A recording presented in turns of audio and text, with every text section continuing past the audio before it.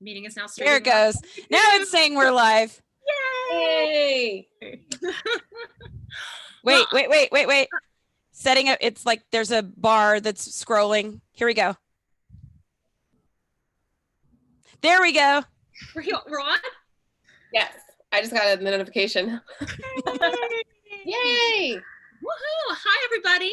It's Amy. I'm kicking us off tonight. Welcome to Midnight Sun Monday.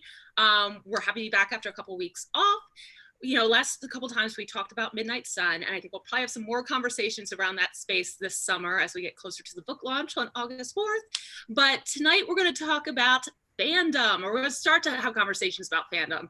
And we know that there's a lot of people out there who got to experience amazing things. And tonight we're going to focus on Fancamp, which was quite an experience if you were there.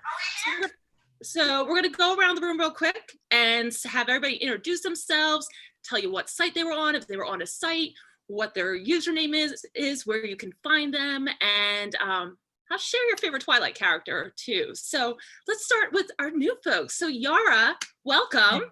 Wait, hold on just a minute, just a second, Amy. I'm sorry. I just want to make sure in the chat they're saying I can't hear anything. Somebody in the chat, let us know if you can hear us. Okay, go ahead. Did we get any of that? Somebody said I can hear. Okay, someone said I can hear. Go. Okay. So I'm Yara. I am from Once Upon a Twilight, and I have been a Twilight mom for eons, I guess. And that's pretty much it. And they can find it at onceuponatwilight.com. It's been the same for over 10 years now, is it? I lost count. When was the site established? That's a great question. I believe I'm hitting my 11th or 12th year, or maybe more. And who's your favorite character? But is it book or movie? It's in the book it's Edward. In the book it's Edward. It's always gonna be Edward for sure. Okay, we'll go with that. Heather. Hello. I was not with a fan site during Twilight. I was after with Fanspired. And you can find me at It's HD Gilbert pretty much everywhere. I've like solidified that as my new username so that I'm more consistent with my branding. And my favorite book character is Edward, but I love Charlie Swan in everything, and I named my dog after him. So I feel like deserves that. Yeah. And Heather, quick plug, you're doing a watch along of Eclipse for 10th anniversary later this month, right? June 24th at 8 p.m. Eastern time. And then there's also a bunch of other ones happening all over the world. If you go to my feed, I've retweeted or plugged all of them that are happening. And I'm going to kind of re-up that later this week so that everybody can mark their calendar since it comes up super fast. And I always have people that are like, why didn't you tell me? And I'm like, I've been annoying you on my timeline for a very long time. Like, please just watch it with me. Oh, awesome. Well, I plan to be there. So yay. Natasha. Hi, everyone. I'm Natasha Polis. And kind of towards the end of Twilight, I was with Page to Premiere. And but now I am doing my own thing, my own brand, Tashopolis. I have my own YouTube channel and all that fun stuff. And my favorite Twilight character is Emmett. I love Emmett and Alice, both very equally. Book Alice or the movie Alice? I liked book Emmett, and then I liked movie Emmett. I don't know. After rewatching them, I feel a little differently now, like as I gotten older. But I like book Alice better. Yeah. Well, I'll introduce myself before handing it over to Lori. So I am Amy Taylor. I am Oh My Carlisle on Twitter and Instagram, and I've been that for a long time. I worked on His Golden Eyes, which then became Page to Premiere. My favorite character, being that I am Oh My Carlisle, is of course Dr. Carlisle Cullen. I'm going to give myself a little plug. On every Tuesday, I do Twilight Tuesdays on Instagram Live. Again, Oh My Carlisle.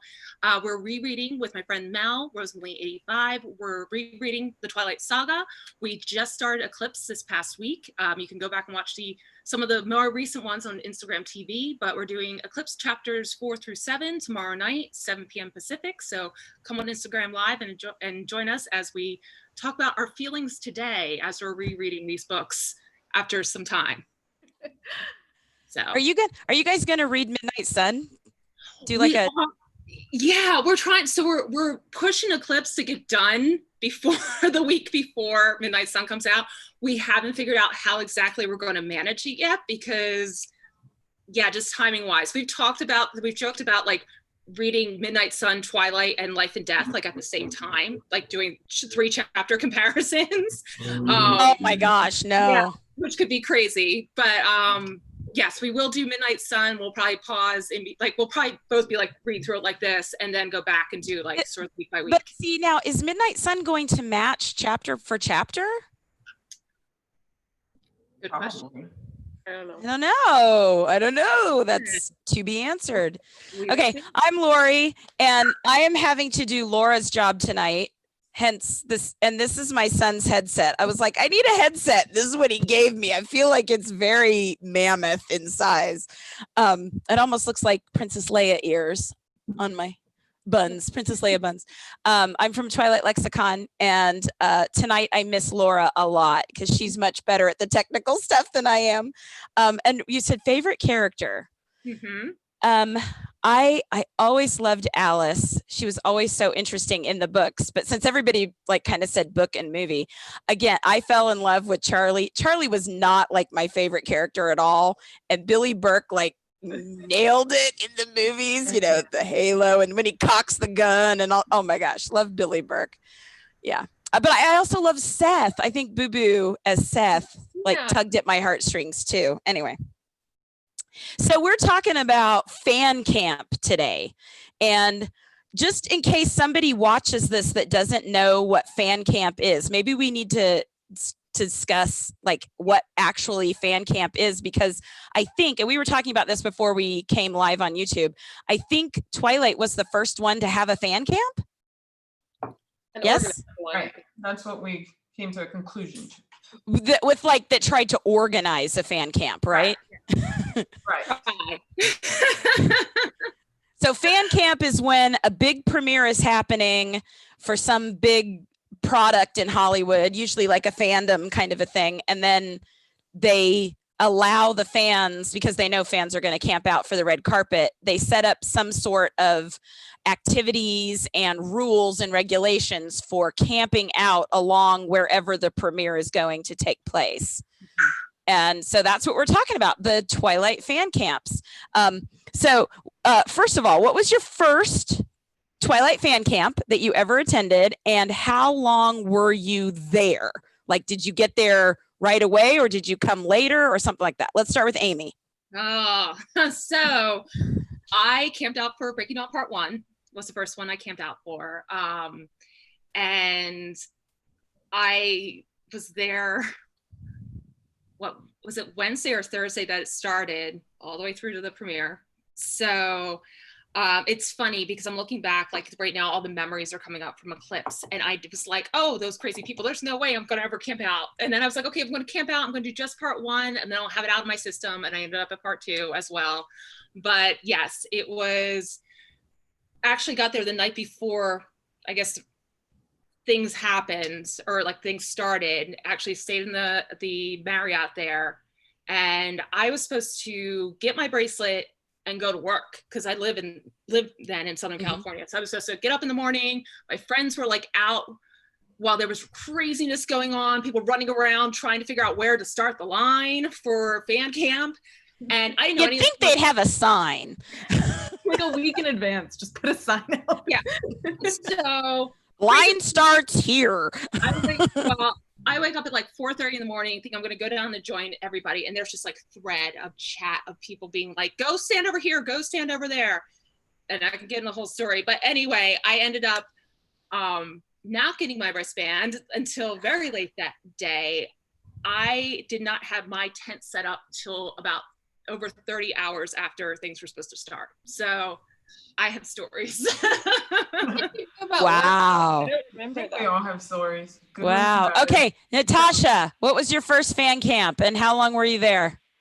Well, I have some specific memories. I remember crying to my mother for Eclipse, about Eclipse, because I really wanted to go, and she had to get like my whole family involved. Wait, okay, let's make me feel very old. How old were you? 2010, I was 17. No, 16. I was 16. Yeah. So it makes sense for me to let me go. And then Breaking Dawn Part 1, I got a wristband, but I didn't camp out, but I still went to the premiere. And then Breaking Dawn Part 2, I actually camped out because I was old enough to do it by myself. With me. With Amy. Okay, let's go with Yara. Eclipse was my first one. Because for some reason I couldn't make it out to New Moon, and then I was like, that's it. I'm going to Eclipse. I don't care if the world falls, if my children have no food, if nobody can take care of them, but I'm leaving. So Eclipse was the first. And I got there with a bunch of the Twilight moms. We always try to go like 1 or 2 days before so we can do some sightseeing. So, and since that was the easy one in my book, the calm one, Eclipse. You were able to do a lot more sightseeing than just camping and sitting in your tent. So it was fun. It was fun. That one was the calm before the others. The storm. All right. Heather? My first one was Breaking Dawn Part 2. And I got there probably 3 or 4 days early. I was with the Team HBG girls and Melissa from Strictly Robston, and we just like ran around, went to like Jimmy Kimmel, we went to all these like weird things and just like carried HBG's stand-up around, and it was a very interesting first LA experience. And then did the camp out and was like, wow, why haven't I done this whole time, because this is amazing. Heather, explain HBG. Hot Bodyguard. Kristen's bodyguard got the nickname Hot Bodyguard from a group of 3 girls, Jen, Sarah, and Lindsay, and it stuck, and they did like a whole fan site dedicated to just him, and they had signs, and we went to like the Met Gala and yelled at him one year. I remember that. Oh my gosh, I remember that. Yeah, so I was like wearing a Team HBG hat a lot, and just like, and he didn't go to that premiere, so it was like the worst. It was the one premiere. Aww. We were like we have a stand-up of you. You're supposed to be here. It didn't work. So the first fan camp that I attended for the films was Eclipse. I'm a single mom, and my kids were really young when Twilight became a thing, and trying to, first of all, afford to go and find someone to take care of my kids while I was gone was hard. So I was at Eclipse and I was at Breaking Dawn 1. But see, I don't like to camp. I don't even like to camp like, let's go camping. No, my idea of rough is the Motel 6. And so I don't like to sleep out. So I never slept out, which is why I invited all of you, because I never slept on the street. I went to the things. I got a schedule of when things were happening, and I went to all these different things, but I don't sleep on the street. I'm sorry to say. I did for Comic-Con, and oh no, I don't think I could ever do that again. I don't know how you guys do it. So that's why you guys are here, to give all of the insight on what it takes to sleep on the street. Okay, so next question. What is your favorite memory from before the carpet started? So I mean like actual camping, not red carpet stuff, but the actual 2 or 3 days before the events actually start. And we are going to start with Yara. That's such a hard one. It's gonna have to be Breaking Dawn Part 2. It's gonna have to be the concert and Kellen's surprise visit at night. Those two are like tied, but yeah, Breaking Dawn Part 2, the concert, and definitely Kellen's hanging out with the Twilight moms and all that. So that was that 1 or 2? That was 1. I think that was 1. Okay, so then I have a combination. There you go. And Kellen was there 1 too, because I was not there, because I'm a big Kellen fan, because I remember that. Well, 1, 2, he came, but it was for a radio station. Or did he call in? See, oh my God, my memory. I'm sorry, I'm old. For 1, it was after all the things happened with Tent City 3. Anybody who's watching Tent City 3, where the group that didn't get their tent set up until the next day. He was doing an event, I think, for Immortals, and people went to it and were telling him how bad things were going at Tent City. And so he showed up when everybody was down watching the movie down at the plaza, and like walked through Tent City 3 and nobody was sitting in there. Like he brought donuts and stuff, and then got down the end and like bedlam apparently happened. So I have a picture with him when he was coming back, like trying to escape the masses. But I thought so Heather, what was your favorite memory from camp? Not carpet, but camp. I have like 1,000 great memories. I did love the concert, but I won't say that because I feel like I like diversify this. Probably watching Twilight with everybody in like the LA Live square area. Yeah. Just crazy because I hadn't really I lived in New Hampshire at the time. I didn't really experience like a movie going setting where people were gonna scream at a screen, and when like Edward comes out and everybody just loses their mind, I was like, I love this so much. Like this is the greatest. And so it was like kind of a nice lead up to the premiere to like have that like watching experience with everybody and be like, oh, you all love this as much as I do, and I've never been around people that love it as much as I do, and I love this. So, yeah. That community feeling is unlike anything else. Especially when you're watching a film that everybody already knows what's going to happen. Yeah, you can yell and no one cares. Yeah. Okay, Natasha, how about you? Heather, I don't know why you didn't say this but so Heather and I met at Breaking Dawn Part 2 because she was sitting behind us in the bleachers, and we all got to sit like next to each other in a row when we got to see Part 2 together with the filmmakers and the cast. And then obviously watching Twilight together with everyone was intense, but like watching Breaking Dawn Part 2 when like Carlo's head gets chopped off, and that was like the first time in my life. I was very sheltered. I came from a conservative family. That was the first time I yelled the F word, I think, like in public, because I was so angry. I just remember like looking over to Heather and my other friends, and we were just like, and then at the end, everyone stood up and like held hands and saying, I have died every day. And we're all just like crying. That's one of the best memories I think I'll hold on to for my life forever. Yeah. So I like literally melted down into my seat crying, sobbing. It was an ugly cry, like what, because I totally forget what happened. You just saw the head come off, that's all. I just remember yelling like, F you, Bill Condon. Wait. Let's get Amy's memory. And since we're on this topic, we'll talk about the ending of Breaking Dawn Part 2. Since we're there anyway, Amy, give me your memory and then let's talk about that ending for a second. So my memory, I think talked about last time, but it was the first time I met Stephanie, was at Breaking Dawn Part 1 Fancamp, and she came to hand out copies of Breaking Dawn. So you kind of can't beat meeting Stephanie for the first time. I think everybody remembers where they were the first time they met Stephanie. It's like, oh my gosh, that's her. Yes, on Chickern Street or whatever that is, Chickern Way, right from Staples Center. Okay, so I don't think any of us doubt that the greatest fan moment being in a movie, I know we're kind of diverting a little bit from our regular topic, but was that being in the movie theater with all of those fans when the heads start coming off and people start dying, and it's great. Yep. I feel like I was regret that they didn't film that. Like, how did no one think that wouldn't be a good thing to film? How did that not leak?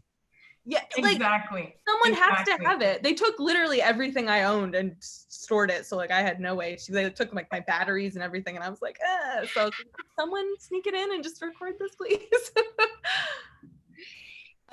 I saw Breaking Dawn Part 2 early, and then we host an event in we would always host a viewing event here in Nashville, and then would sell tickets on the day that the movie opened, and everybody would come to our event, and we had giveaways and all those kinds of things. And so I had the distinctive pleasure of already having seen it, and then I just sat and watched everybody lose their ever-loving mind, and I'm like, that was the same for me in Houston. The exact same reaction. I just sat there going, oh, it's coming. I was like, yeah. And like people behind me crying, Lori, tell me this isn't real. And I'm like, okay. Hey, I just got a notice from our 6th guest that she is showing up. So she'll be popping on here in a moment. And I'm going to go ahead and ask the next question, though. You want to get my Carlisle reaction? Oh, okay. Well, you watching Carlisle's head come off. Go ahead. I went to the press screening, so I saw it like October 30th, and the premiere was November 12th. So, with a full like press screening audience, and I had Kimmy from Page to Premiere on one side of me, and I had Andrew Sims from Hypable on the other side, and like. The moment happened, and Andrew's pretty like level-headed. Yeah, he is. I was just sitting there like in shock, and both of them, I could sense both of their heads just swiveled around to look at me, and I just sat there and I'm like, okay, this can't be real. This has got to be like a vision, and then it just kept going. And I was like, oh, and then first I was like, okay, we're going to see how we put vampires back together. Like all these things are going through my head. I'm like, and then I'm like, wait, if this is like, as this keeps going, I'm like, if this really happened, if they really did this, I'm like, I hate Phil Condon. I hate Melissa Rosenberg. There's no way I can go to this premiere. I can't do anything for these films. Like, I'm so done with Twilight. And then the magical moment. And I was like, oh my God. So I ended up going to the second, so quick thing, press screening they originally scheduled for Halloween, which was a stupid idea. They realized nobody was coming. So they split the press screenings to October 30th and November 1st. So I got to go back November 1st. Well, they wanted a full audience. So last minute, they ended up releasing tickets like through Fandango or something to some fans. So like half the audience was press. And half of it was random people off the street. So I was able to get some friends of mine in, and of course couldn't say anything. And I remember after seeing it the first time, one of the PR guys from Summit being like, oh, you can put some like feelings or reactions about the film on Twitter. And I was like, I can't say anything because everybody knows me and Carlisle. I'm like, if I say anything, it's going to give it away. So the only word I chose was shocking. But I remember my friend sitting there, and Bill Condon actually was watching on the side, right by where we were sitting, which people didn't know, while the whole scene was going on. And people were losing their minds. And my friends were losing their minds. And literally one of them yelled, like, I hate Bill Condon during it. And he's standing right over there. He's standing right there. And when it was done, she was like, I love Bill Condon. And you heard all that. But so at the premiere, like, no, everybody sitting around me, nobody spoke English. And they were all yelling at each other. I had no idea what they were saying, but man, they were excited. Who has Carlisle's head? Somebody has Carlisle's head, like the prop, don't they? Oh, Amy's zipping her lip. She knows something about Carlisle's head. Okay. All right. So our next question is, what are some of the must-haves to make the best of a fan camp situation? Or what did you see people bring that you wish you had brought? Things like that. Or what are you glad that you brought? What were some of the things that you needed to make your fan camp actually tolerable? So we'll start with Amy, because didn't you wrote like a how-to post? I did. I wrote the guide on how to fan camp after the first one, which I went back and looked at today. We actually reused on Page 2 Premiere for the Hunger Games when they did their fan camp too. But I mean, everything, my number one thing was a hotel room.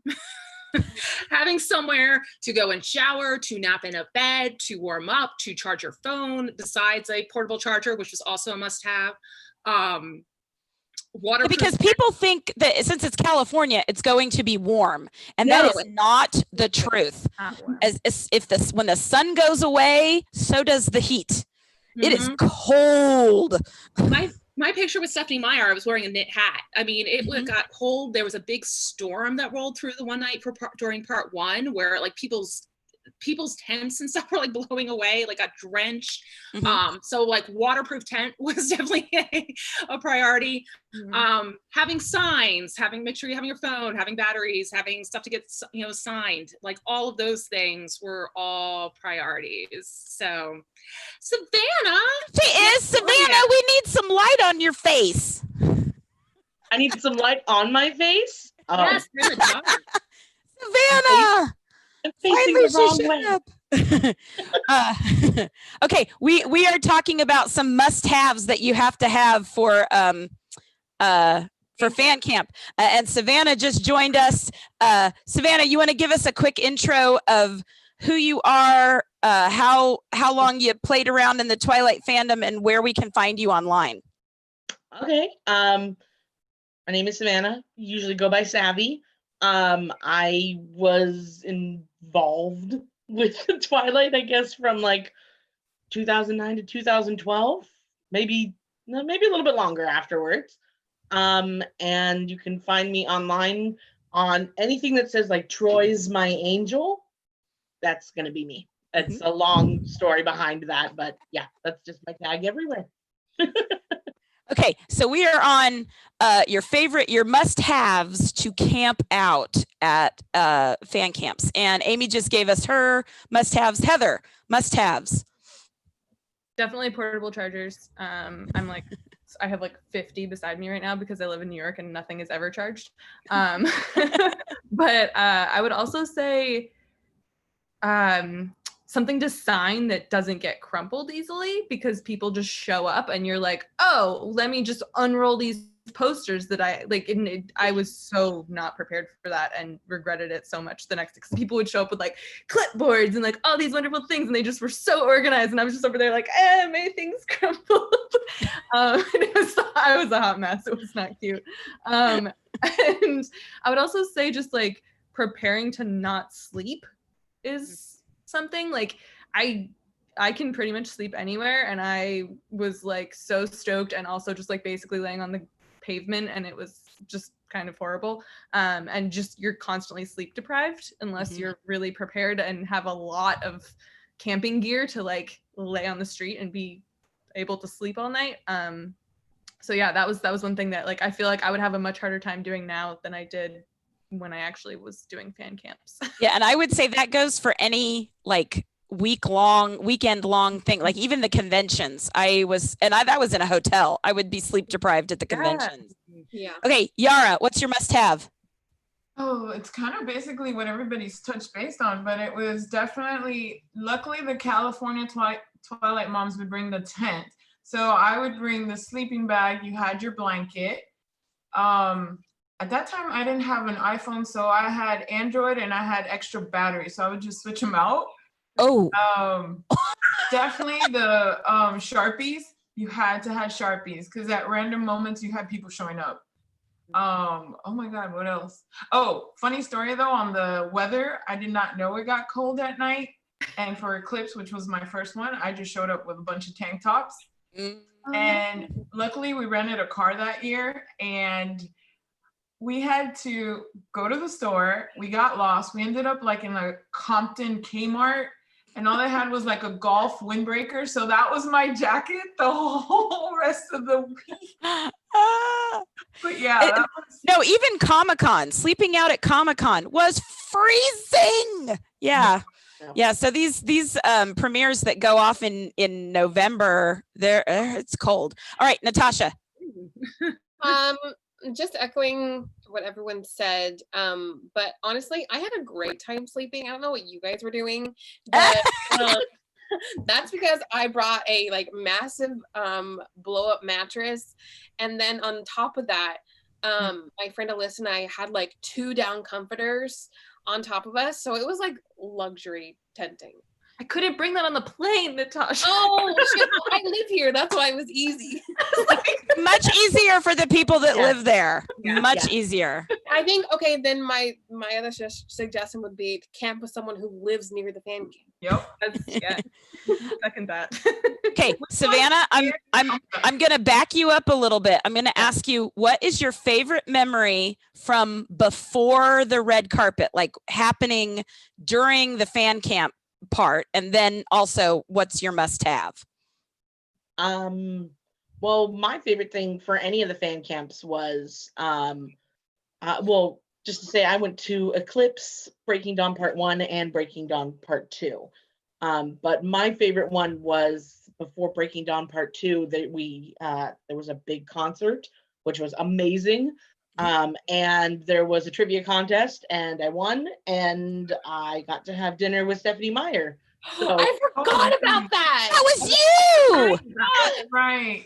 Amy was right near me. It was so great. Not at dinner, at the concert. Yeah, at the concert.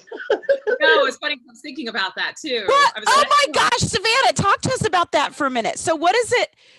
They picked up dinner and was it just you and Stephanie, or were there other people? So there were 5 other people that won, because there was like 5 rounds that they did. So Okay. like each one of us got to bring a friend. So I, what is it? I always want to call it PF Chang's, but it's not because it's no, it's Wolfgang. It's Wolfgang. Wolfgang Puck. There we go. Yeah, there was a Wolfgang Puck there. Yeah. Yeah. So there was a big restaurant there of his in Nokia Plaza. And so basically there was a big private room and they rented that out. And so we just kind of went in and went around this big table and had dinner like family style. It was amazing. We talked You about met her before that? Had you met her before? No. Yes, because I did the Comic-Con that summer. That's when I was there with you and Amy as well for the Comic-Con camp out. So I had seen her briefly and I had gotten some autographs and gotten a picture with her. But no, that not was real conversation. Yeah. So that's awesome. Well, do you have a must-have item that we haven't mentioned? Dry shampoo. You had to be on point. So I had, and especially because like I had my little faux hawk. So like you gotta have that dry shampoo ready so you can just slick it up and just be like, yeah, I look good for pictures. Did you have something carved into your hair for that? Not for those, funnily enough. I only really did that for the conventions because I would like take requests, like who wanted their character name in my hair at that time. But no, those ones I didn't. Except for the very last one, Breaking Dawn Part 2 camp out. One of my friends was brave enough. She's like, yeah, sure. I had like these clippers that had this tiny little blade on it. And she did Twilight in Forever kind of on both sides of my head. So okay, so here's the big question.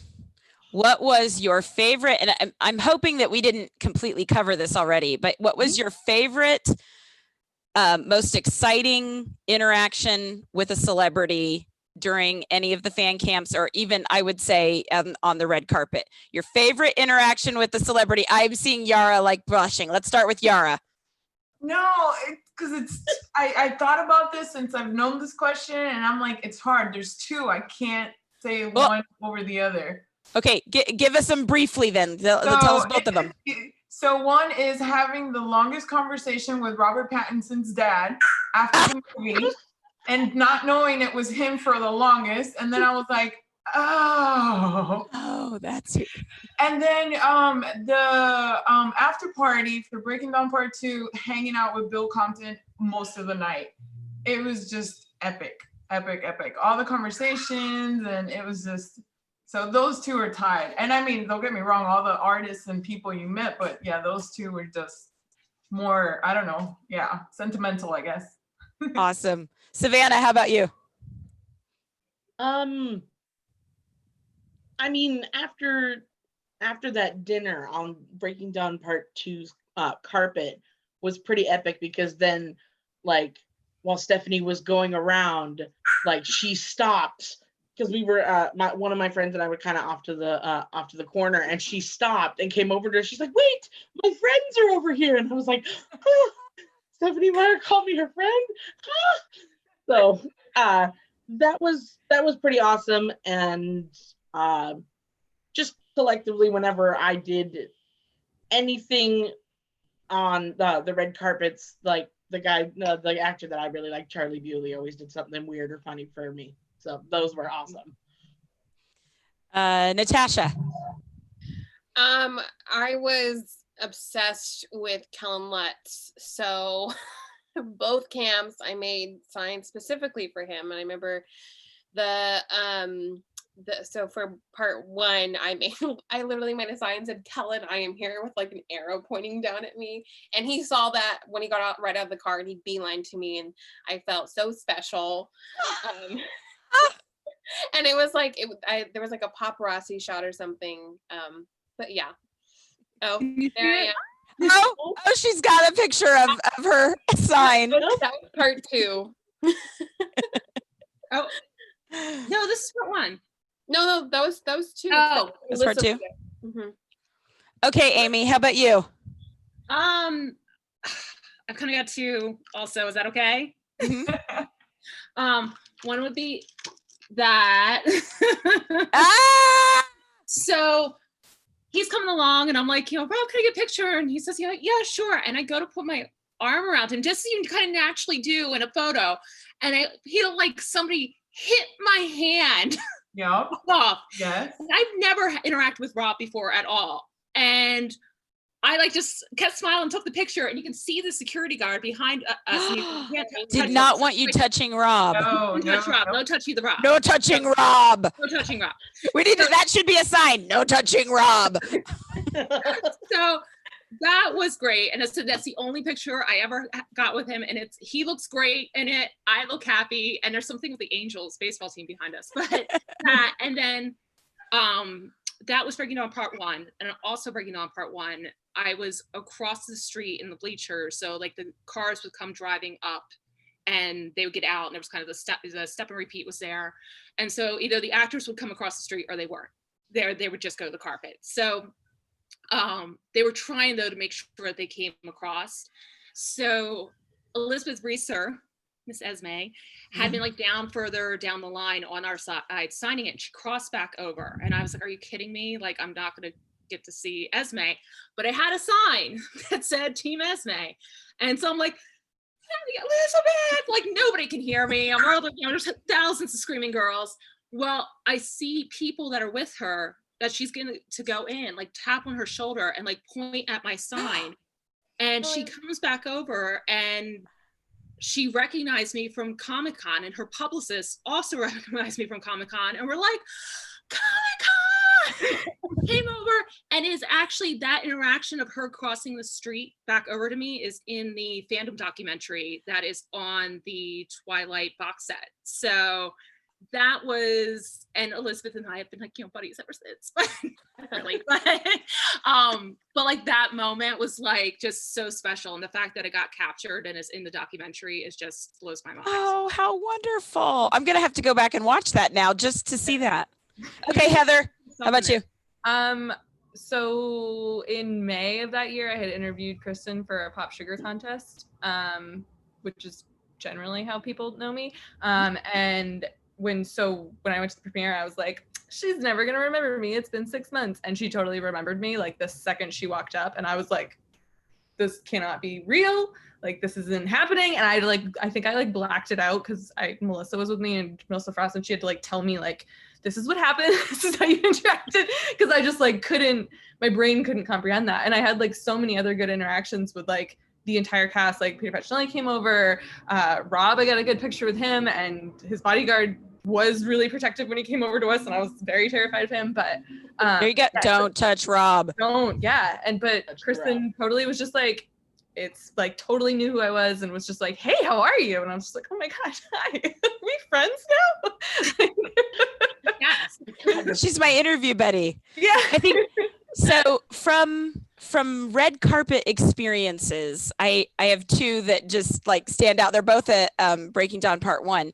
One was when I met Bill Condon, because Laura had already had a couple of interactions with him. And she told her story about Bill Condon saying that he knew the lexicon and like nearly fainting and whatever. I had posted a review of like a spoiler-free review of Breaking Dawn, and he was coming down the carpet and I was like, Bill Condon, come, and he came over and I said, I'm the other half of the lexicon. And he says, oh yes, Lori, I read your review. Thank you so much. And I was like, he read my review. Oh my gosh. It's like somebody with an Oscar read something that I wrote, and kind of like mind blown. And then of all of the times that I have been either in the same room with or almost face to face with Rob, I don't have a picture with Rob. And I had said to, I think it was Callie, because Rob was coming down the carpet doing interviews, I'd said, like, I handed her my phone and I was like, even though I'm interviewing him, will you take a picture so that I have some picture or something of me and Rob? And so we did the interview, and I don't even remember what I was asking, because I was like, I'm going to get a picture with Rob. And then he walked away, and I turned around and I'm like, did you get it? And she's like, oh, I forgot to take the picture. Oh. So he's walked across to the other side of the carpet, and he's signing stuff with fans, and he kind of is turning around, taking pictures with fans and whatever. And we all turn around and like we get a selfie with like Rob in the background, and somebody actually took the picture and like inserted words that said Rob with an arrow pointing down. So that's my only picture of me with Rob, is I'm on one side of the carpet, he's on the other, and like an arrow pointing down saying Rob. Okay, so let's see. Of all the fan camps that you went to, do you have a favorite and why? We'll start with Heather. I went to one Twilight fan camp, and it was the greatest one that I've been to. I went to a few others that were not as well organized and set up. And I also slept outside the MoMA in New York for Cosmopolis, which was a very weird thing to do, and I don't recommend it. But yeah, I would say Breaking Dawn Part 2 was the greatest, because it's even of all the other fan camps that you went to. Yeah. Okay, Natasha. You only went to the one. Yeah, I technically only went to Breaking Dawn Part 1. I slept there, so that one was great. Okay, so then let's see. Let's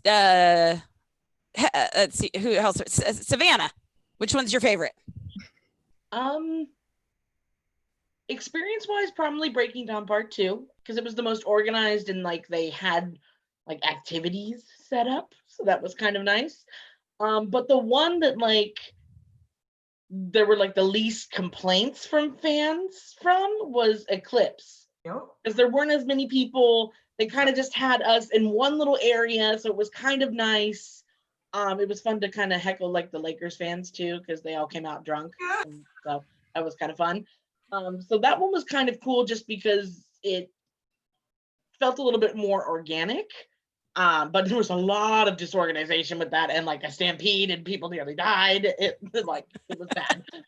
So, but that one was kind of cool, because also you had actors showing up randomly. Like Kiowa showed up with his band at like 1:00 in the morning. Like, what the hell, dude? But so that one I would say is probably the one that I have a lot of really cool like organic memories from, would be Eclipse fan camp. But best one by far was Breaking Dawn Part 2. How about you, Amy? I said, like, as bad as things went in the beginning of Part 1, and like I have whole things written about how wrong things happening in Part 1, I also like there were some amazing surprises that happened later in that fan camp. But I just want to point out for people that don't know, Twilight and New Moon, there wasn't any fan camp. They were not held at LA Live. They were held in Westwood. People slept out on it was so tiny. Yeah, people were like on the sidewalks camping out for those premieres. There were no fan camps. They ended up moving to LA Live for Eclipse. It was actually, as people know, it's the only Twilight movie that came out in the summer, because there was a film festival. I think it was the LA Film Festival. They wanted to have Eclipse be a part of. So things were very different too, because that premiere was also, all the other premieres were on a Monday. So you kind of had like a weekend leading into it. And then Monday, Eclipse was on a Thursday. It was in June, so like kids were coming out of school. Like it was a very sort of different setup. And I didn't go to it because it was on a Thursday, and it meant like taking off from work like all week. But I know, you know, Savannah and Yara, you were there. Like I remember waking up that morning and seeing on Twitter like the insanity of like people going nuts and complaining that things were so disorganized and such a mess. And things were a different level of disorganized and mess for part one, which earned into for part two, things being like a whole lottery system ahead of time with like how people checked in, like things changed. So that was just kind of the quick evolution of the Twilight camping out experience. Just give people info if they weren't around and for those early ones. Yeah. Yara?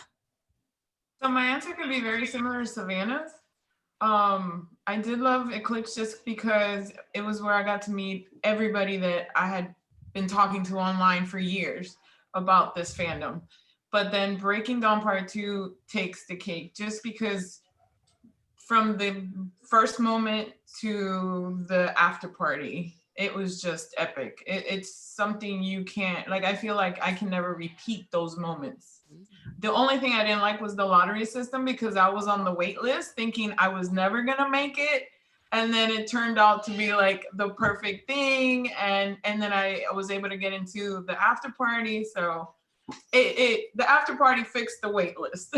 So yeah. You brought up a good point. I'm going to add a question in here that wasn't on our original list. What's your favorite memory of like each other, of meeting someone that you talked to online, or like as a community? Not, let's put this, this meeting the celebrities, everybody's going to be like, about, but what was one of your favorite memories of meeting someone that your only interaction had been the fandom, and now you're in a face-to-face, or something that you did as fans, not so much with the celebrities, but as fans? Let's do that instead. Let's talk, start with Heather.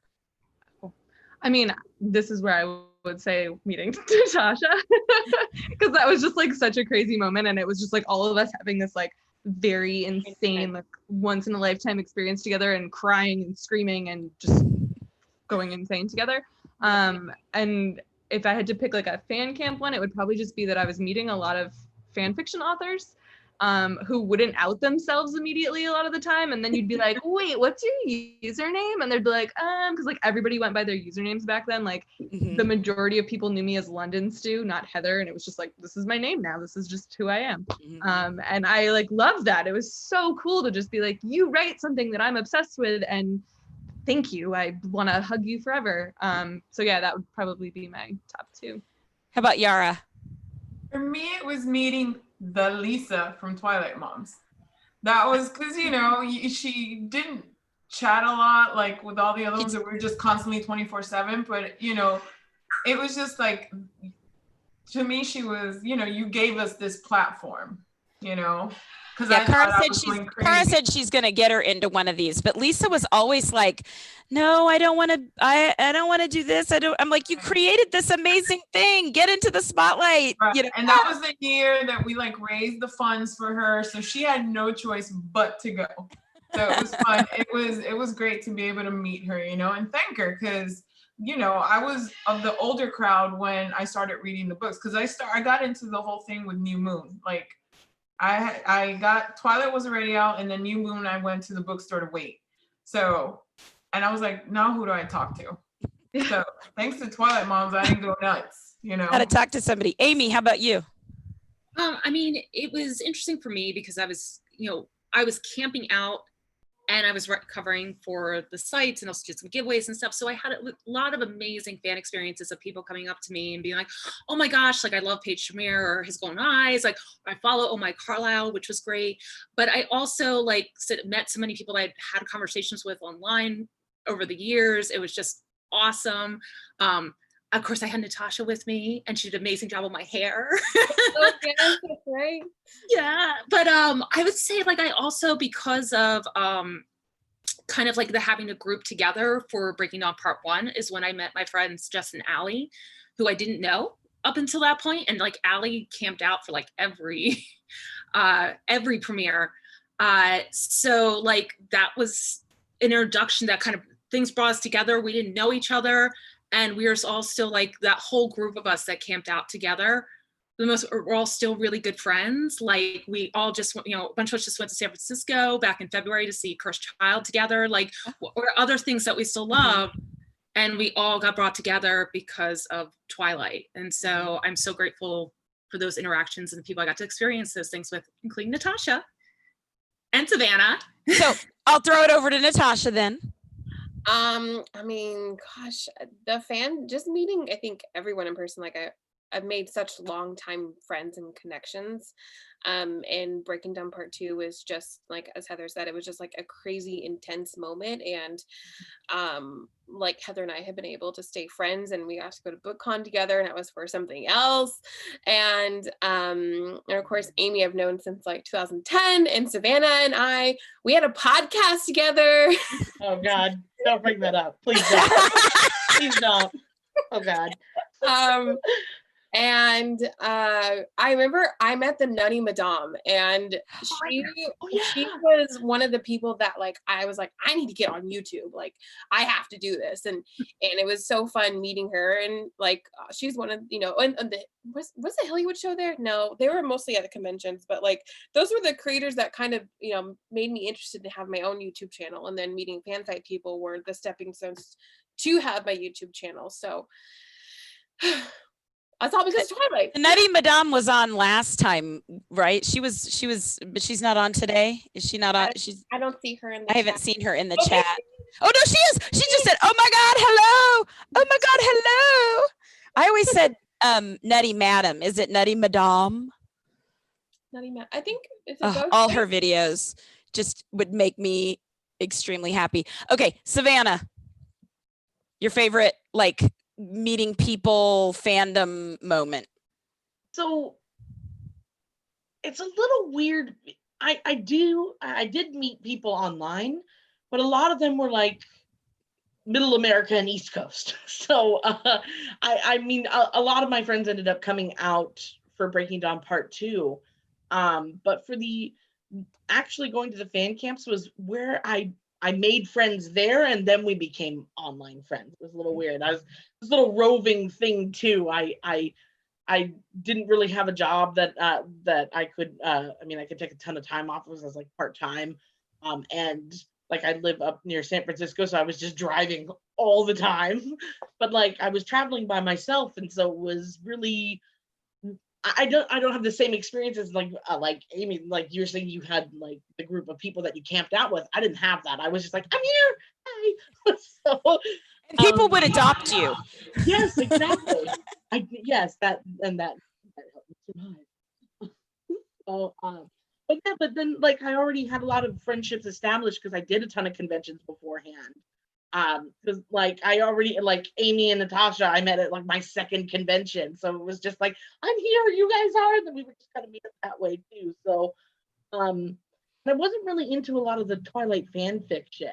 I didn't get into it until like after everything was done, so it was kind of like this nice little nugget that I had. So I felt kind of bad because like I didn't get to meet a lot of those people, but I did meet some of them, and so I was like, oh, this is their fan fiction. And so but like I didn't get to meet Nutty Madam as well, and a couple other bloggers that I really liked too, and it was just kind of fun because you've been chit-chatting online, or like if you're mostly like me, snarky comments and snide things sometimes, but then to just kind of meet people and be like, oh my God, this is the person that I've had this connection with, and it was just really cool to see that you got like. You were already friends, even though you'd never really met before. Mm-hmm. Yeah. So my experience with Twilight is a little bit different because, well, first of all, fan fiction was difficult for me to read because I'd already read, I knew the plot of Breaking Dawn before New Moon was released. And so I'd read fan fiction. I'd be like, I can't read this. I can't read this. And it wasn't that people weren't writing good fan fiction. I just couldn't read it. And I couldn't leave comments and people would ask me what I thought. So I didn't connect with a lot of fanfic writers like I had in other communities. And because of the nature of the lexicon, I couldn't like connect with people the way that some of you are talking about. My fandom experience, like what you're talking about, was Harry Potter. And that's where I met Laura. And I remember the first time that Laura and I got together and with our buddies from online, from a fanfic community online, and everything that you're describing was my experience with Harry Potter. And then we turned it into Twilight. And so my moments of community like that actually come from Harry Potter. Not that I don't feel like a part of the Twilight community. It's just different because of the perspective, where I was and what I knew and how I had to, I don't know, I always felt like I had to distance myself because I would just tell everybody, hey, you know what? She's going to have a baby. And I had to be like, no, I have to walk away from this before I say something I shouldn't say. And so that was the experience. But I think it's really important for us to acknowledge how much of a community you can get from this type of an experience and how close you can feel to people and how well you can know someone from these experiences and how much it means to us as fans to be able to connect. And then when you meet face to face and you're like, you're so much cooler. And I was hoping you were cool and you are, you're so cool. Yeah. So let's see. If you could have added something to a Fancamp experience, what would you have added? If you could have changed one of the Fancamp experiences, what would you have changed? Let's start with Amy. Let's start with you. You have any? Let's adding positive. Like, let's not say, well, I wouldn't have made it so I got trampled. You know, let's like, what positive experiences would you have added? Positive. No trampling would be good. It would have, I mean, if there was some way to have controlled it, some way to have had like a photo op experience with the trio, like to have Rob, Kristen, there, some way to have some sort of interaction, like with the three of them would have been amazing. How about you, Natasha? Gosh. Oh, I don't know. You think about it. I'll come back to you. Okay, yeah. Yara, how about you? It's silly, but I would have more options for like food. No, I agree. Food, like, because there was moments where you couldn't walk away because then you'd get kicked out, or so you're like, I'm on my third bag of pretzels, like I need substance. Like if they would have had stations, maybe, like even if I had to pay for it, but at least there, like closer than like heading out of Nokia. Yeah, and going in, it was so expensive. Like there was a Starbucks and there was that Subway. Yeah, everything was so expensive. Yeah. I mean, it's Hollywood, so yeah, but one of my tips was happy hours. Like we did really well on the happy hour deals. That was exactly, I had to. There was that sports bar. There was that sports bar. Yeah, there was good happy. Like where's the food trucks? The next time they need to bring like food trucks. Yes, that would have been amazing. See, right there. I have one now. Oh, you got one. Okay. If they could have organized maybe like a block of hotel rooms that people could have gotten for like a cheaper price at like a super close or nearby hotel, that would have been great. Well, that's a great idea. Was it the Lux? They had it blocked because that's where I would always stay. Oh, is that what they did, Amy? They maybe, was it something specifically for the fan side? So I don't remember, but I mean, we were at the Lux for part 2. I was at Marriott for part 1. I was out there for the 3 of them. Oh, I was at Figueroa, whatever that one is, around the corner. Okay, Heather, how about you? What would you have added? So agreeing with Amy, definitely something with the trio. Even if it was just like at the concert, them like showing up would have been nice. I obviously know security wise, it would probably been a nightmare to have like people during the day without barriers, like getting near Rob or Kristen or Taylor or whatever. And then something that is really random, but I packed totally incorrectly in terms of like bringing merch. And it seems like such a big missed opportunity that they wouldn't be selling or having something there to purchase of like t-shirts, books, posters. Like, what do you want? Like, you're here, you're a captive audience and you love Twilight. Like, really missed marketing opportunity there, because I would have spent a lot of money. Right. Like, That's absolutely true. I think Absolutely true. both fan camps to go to Hot Topic. I know I left at least one too. Like, how smart would Hot Topic have been, which is based in Southern California, to have had like a booth there? Totally. Or have t-shirts like, I survived Twilight fan camp. I would Oh, could you imagine? Oh my gosh, they would have made so much money. I want that in my quilt. Yep. All right, Savannah, how about you? I don't know if there was anything that I would really add to, because each time that I went, they kind of added more anyway. They did. I would say, you know what, the thing for me was the fact that you only had certain hours that you could actually like go to the bathroom. So like, and not porta potties. Hell no. Not everybody is Sheldon Cooper and can schedule their Yes, urination exactly. times. But like they could have like rented like some of those like glam like trailer toilets and just like brought those in. That was a little, that it was just like if you had to randomly go while you were talking to your friends at 2:00 in the morning because you're still so hyped up about stuff, it's like, okay, well, I think the parking garage closed, I know Starbucks isn't open, like you gotta walk 3 blocks in downtown LA, not a good idea. Just in the middle of the night. Yeah, to go to Denny's so that then you could just go to the freaking bathroom. So I mean, that would be kind of my one thing.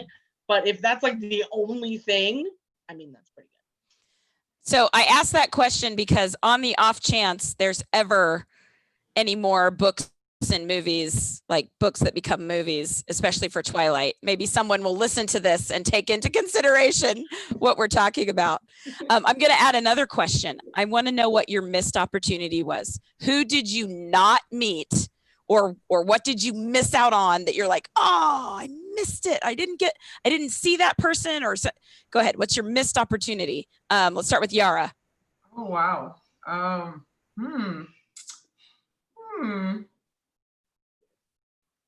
Oh, that's a hard one. I'll come back to you. Amy. Come back to me. I don't have a photo with Kristen Stewart. I only got her autographed one time, and she's the only one of the Cullens and like main people that has not signed my Twilight book either. So yeah. And you'd think that we know some people, maybe that could happen. We know some people. Your friend Kristen, can you hook me up? Just call her right now. Hey, Jack Morrissey, are you listening? Natasha, how about you? Missed opportunity.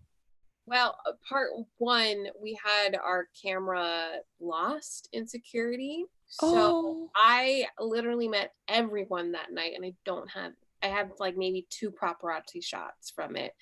So that was super disappointing. But I never met Nikki Reed, but I met everyone else. What? Yeah. Oh, wow. Nikki Reed. I met Nikki lots of times. How did you not meet Nikki? Oh, wait, no, I did. Sorry. I'm like, how did you not meet? But it was very brief. She was at lots of stuff. I met her at like that first comic in 2009. I met her at Comic-Con 2009. She like signed the front of my New Moon book, and that's the first time I actually met anyone. Forgot about that. Savannah, how about you? I am so sad because I did not get to meet Lee Pace when he was at the Breaking Dawn Part 1. I've been a big fan of his for a long time. I have some blurry photos with his amazing eyebrows in them because I was jostled around a lot for the first Breaking Dawn premiere. But yeah, he was the one who I was like, wait, no, don't leave. Yeah, but you saw him. You saw him. I saw him, and I heard his voice, which is so nice. Like him and Benedict Cumberbatch, I love their voices. So, yeah, so he's the one person that I was just like, oh, damn it. Heather, how about you? I've been like listening to everybody and not thinking about my own. I would probably say Kellen, but I will caveat that with I ended up meeting him at Sundance Film Festival 2 years later. And my friend that was with me knew that I was like, oh my gosh, that's Kellen, and I don't know what to do. And so she like went up and was like, hey, how are you? And just like was so chill about it. And I was like, I can't be chill. And he was just like, do you want to take a picture? And I was like, okay. Like very just. Oh, we lost her. She froze. She froze. Oh, robot. Oh, Heather? oh, you're back. You froze for a minute, so we missed the ending of your story. Oh no, I don't know where did you last hear? You said, you like, went up.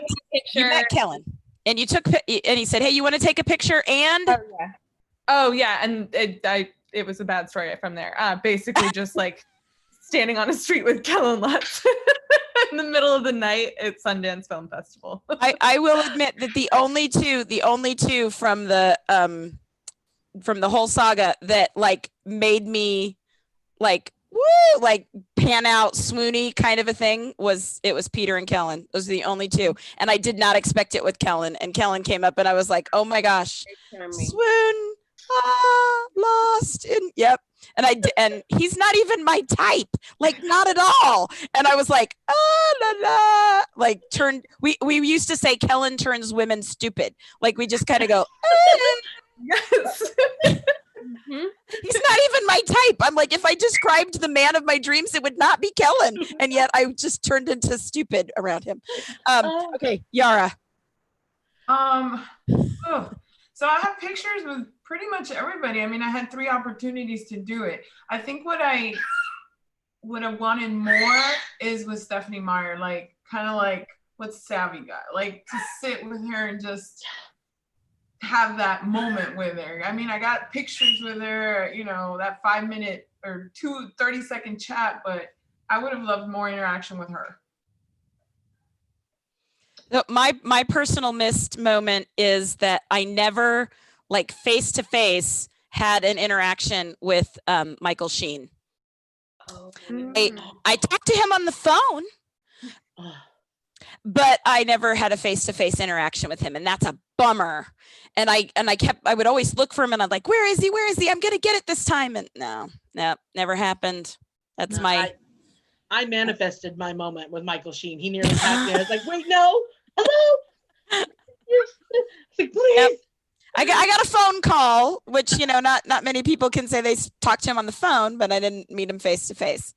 All right. Is there, before we sign off, is there a fandom or a film or something that you wish you could go to their fan camp? Or have you heard of something that you wish you could have gone to that fan camp outside of Twilight? Anybody? I would love anything Marvel. Yeah. Do they do fan camps? No. I don't know, but they should. You actually, there's a couple companies that like have spots on the red carpet that they'll have people fill. So if like you're a cosplayer, they had people fill in. Hot Topic had people fill in. Believe me, I tried. I believe you. Yeah. So yeah. That's how that works. No fan camp though. No, you either get asked to be on the carpet or you don't. Yeah, and that's the truth for like any of the Disney, the Star Wars stuff. There's everything's as you would imagine with Disney, everything was very, very controlled. Yes. Yeah, that was my answer. I would have like everything that I've seen about I'm a huge Star Wars fan, bigger Star Wars fan than Twilight. And anything, getting to go to anything Star Wars related, I would have loved. All those times that like Mark Hamill was in disguise as a stormtrooper walking up to people, I'd be like, why can that happen to me? Come on. Bring a disguise to Mark Hamill. I would know that voice anywhere. Yeah, so that's my missing moment. Anything else that you guys want to add about fan camps that we haven't covered? There hasn't been enough of them. We should have more. Yeah. Just a fan camp just for like not a movie, just for hanging out. Yeah. Fan camp for a book release. Yeah. Yeah. Sarah J. Maas's book. Yeah. As things were coming around toward the end, like we were all like, when are we going to do this again? Like it was just that the sense of community in Twilight is just incredible. And kind of the fact that you like all are coming from different corners of the world, and some of us were local, and there was people from literally all over the world came to like place 20 minutes from where I lived to experience this together and to be with the fans and stuff. And like there's still sort of the Forever Twilight and Forks Festival every year, so there still is like an opportunity on an annual basis to get fans back together.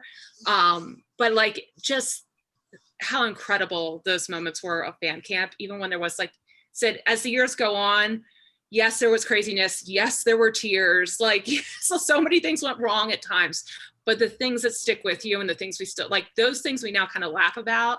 And it's the friendships and the people that we're still looking at and talking to now and stuff that just made it so worth it. It's like, when can we do this again? Can we somebody in the chat said, do you think it's even possible? Nathan Erickson, sorry, I don't have my glasses on. That's what his name is. Yes. Said, do you think fan camps would still carry on in the future, or does it not seem even possible? And that's interesting, given the state of the world. Would a fan camp even be possible anymore? Same from like a security reason. I don't know. I mean security's changed, health has changed. Yeah. I mean, right now, I think any sort of gathering like that would be impossible. Really difficult. But I mean, at the same time, you're going to do like Comic-Cons are going to come back eventually, which is getting, San Diego, thousands and thousands of people camping out for Hall H in close proximity. Hall H itself is like this. So,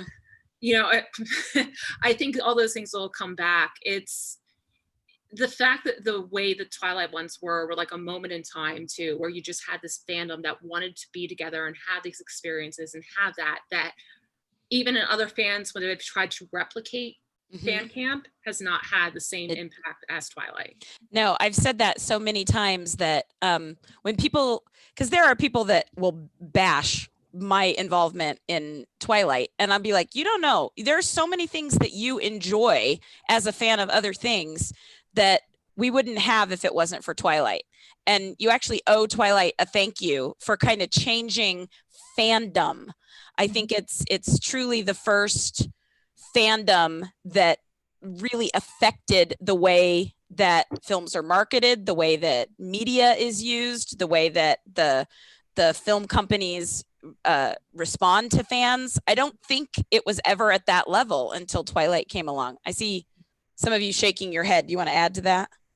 I mean, the YA section would not be what it is today without Twilight. Like everyone has a Stephanie Meyer thing for that.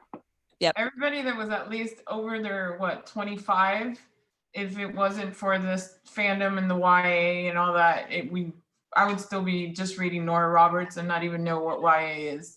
And now I have all this thanks to YA. And so, yep. Hey, do you guys have like a favorite sign that you remember from Fancamp, or did you said you made a Kellen sign, right? I did. Both. Did anybody else make a sign or remember seeing a funny sign? Of course you did. You made an Esme sign. Did you have a different one, Amy? I had, for the last one, I had like 6 different ones, which is funny because I just found them recently. They're in my Twilight room. But so I held different ones up, and I'm like, I had one that was something to do with like Charlie or Billy Burke. Like he was beginning ready to go into the theater, and his person saw him and sent him over to us. So like they worked at times. But then it's funny because there's coverage of like some news of like me holding a Peter Facinelli sign, and he did not come over. Part 2. How sad. We find him as he's being interviewed, and never came over.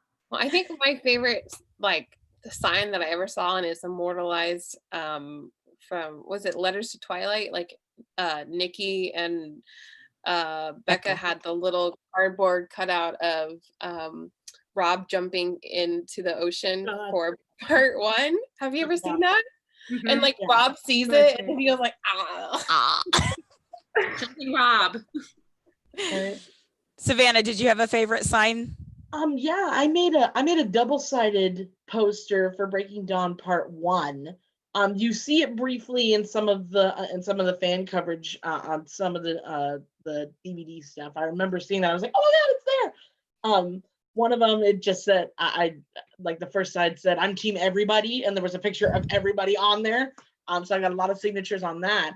But on the reverse side, I made one for Charlie Bewley, and I'm sad because it didn't actually go into the movie. So when they were showing clips of Breaking Dawn Part 1, there was this scene where Dimitri takes Heidi and kind of throws her up against this wall. And he's like, it's like a start to a fight scene, and they never put it in. They put it into the commercials, but they didn't go into the movie. Mm-hmm. So I made this funny sign that had an arrow pointing down to me that said, Charlie can throw me against a wall any day.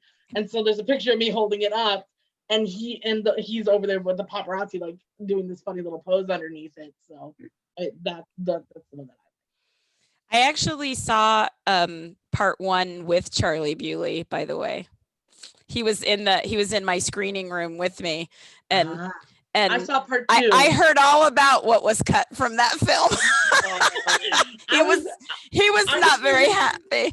Yeah, I know. No, I was near him for Part 2.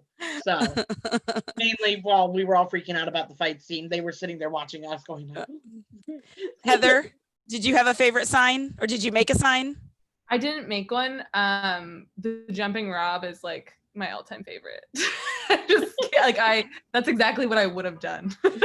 I was grateful for the signs because we would get a chance to get onto the carpet before the carpet started, and we would walk around for coverage for our website. I would specifically go to find my favorite signs, or if it said like they came from China. Oh my gosh, the people from China. Can you how long of a flight that was? And then they had to sleep on the streets. Just going around to all of the different people from different countries that had flown and asking them how long in a plane, or the European people always were in a plane longer than the people from Asia. But oh my gosh, it was always just so impressive how far people were willing to travel to come and sleep on the street for that experience, for that fandom experience, because you wouldn't get it any other way. Yep. Well, we've been at this a little over an hour. I want to thank everyone in our chat room for joining us. Let's see. Were there any questions? Did you see any questions, Natasha, that we didn't cover? Just the last couple of minutes, people are asking if they think there's gonna be Midnight Sun signing book tour. I don't know. I really don't. She's there's been no official word. I had an email today. Yeah. About some things that are coming. I don't know exactly what's coming, but I got an email today about some things that are coming. Amy, did you get an email? Yeah, me too. Okay. So I got an email today. I cannot confirm what exactly is coming because I really don't know. The email was like, hey, we're putting some stuff together. Do you want to be involved? And I'm like, yeah, of course I want to be involved. And so I know a few things are in the works. Things that will involve the entire fandom community, but I can't confirm that there's a book tour. And I'm not sure. I don't know if Stephanie would be comfortable with it. I don't know how she feels about, the health situation in the world. And I don't know if the liability. I certainly hope she gets to do a book signing. And for all of you that end up watching this from a foreign country, I really hope that they put something together where we can get some signed books out to Europe and to the South American markets. That's the number one question I get on all of our feeds is, how do I get a signed copy in Europe or South America? How do I get a signed copy? How do I get a signed copy? And I don't have an answer to that yet. I have asked.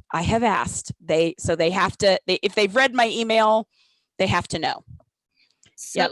Anything else? The original announcement on the website did say book tour. Then the original when Midnight Sun was announced. but again, don't know what that means. Whether so it'll be like the 1 year anniversary of Midnight Sun book tour. Well, because she obviously was getting ready to release this book before the pandemic happened. And so of course she would have done a book tour. Let's eliminate the pandemic. Of course she would have done a book tour. And it probably would have been like a 4 or 5 city thing. But of course she would have. And maybe even she's gone to England and to outside of the United States before. So I just think it's a whole pandemic thing, like it's like everything right now. We just have to wait and see.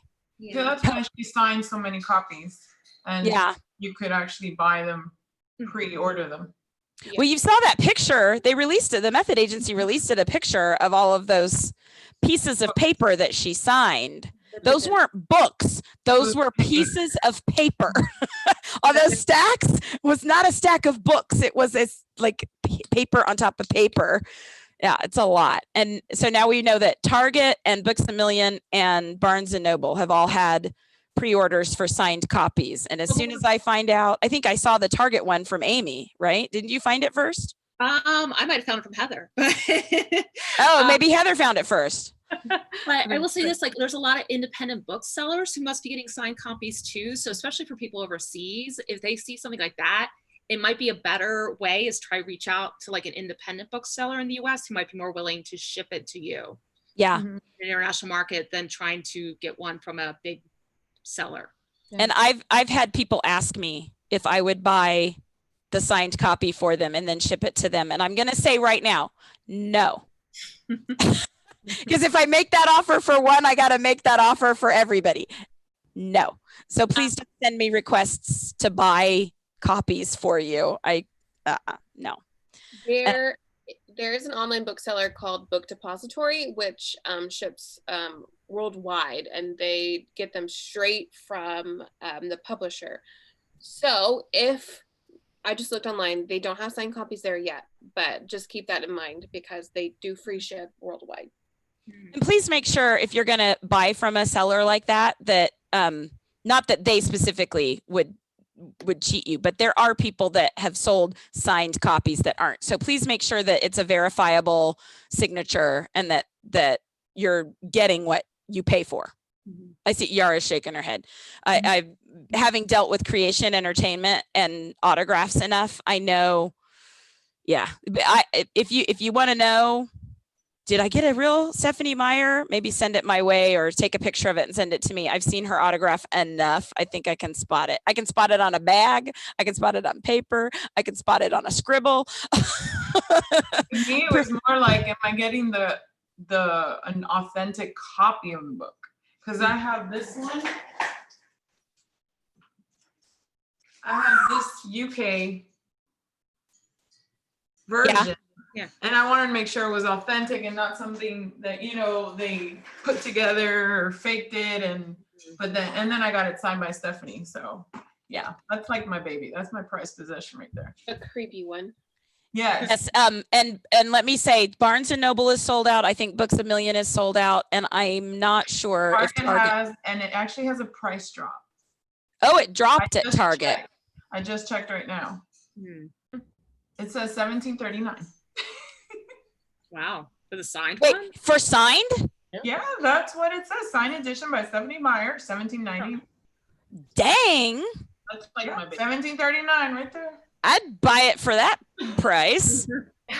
Dang, I might go on there and buy me a couple books then, just to have a couple extra. Yeah. That's what it says. Because I kept looking for the sold out and it doesn't say it. Any other questions? There were people in the chat like specifically talking to some of you, by the way. Oh, I didn't talking about when the first time they met Savy or the first time they met Amy. Aw. All right, I'll go back and look. You're gonna have to go back and read the chat. So we are gonna sign off, and we will get together hopefully next Monday. Little secret though, next Monday is somebody's birthday.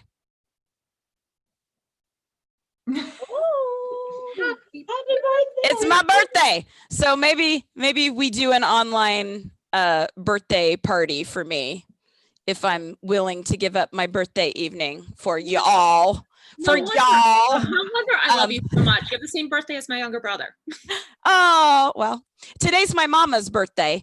But next week is my birthday. So, and we will discuss, we got to discuss amongst ourselves what we want to talk about next week as well. But thank you all for joining me tonight. I hope you guys had fun. I hope people in the chat had fun. And we're going to say good night. Bye. Bye.